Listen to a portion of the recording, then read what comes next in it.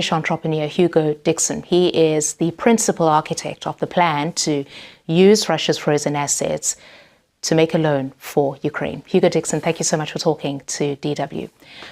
We will get to the plan that you devised in a moment, but could we start with just a sense of what is the current status of these so-called frozen assets? Why are they in Belgium? So these assets belong to the Russian central bank.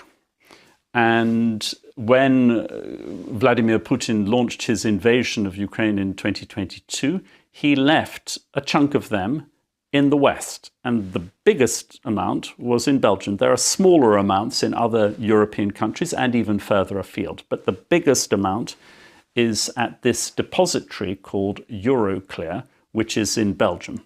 Initially, they were in the form of short-term government bonds, but over time, those have turned into cash. And that's why they're in Belgium. Now, what happened at the beginning of the invasion of 2022 is that not just the European Union, but the whole G7, the 7 large industrial countries, they decided to freeze all of the Russian central bank assets in their territories, in their jurisdictions. So it wasn't just in Europe, it was also in Britain, Canada, Japan and the United States, and a few other countries.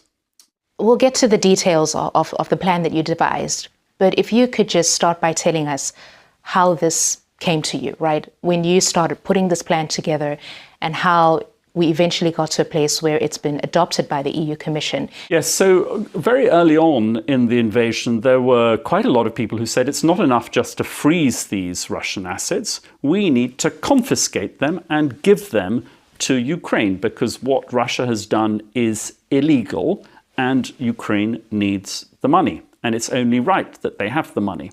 But that was not going to be politically possible. That became clear to me that was not politically possible.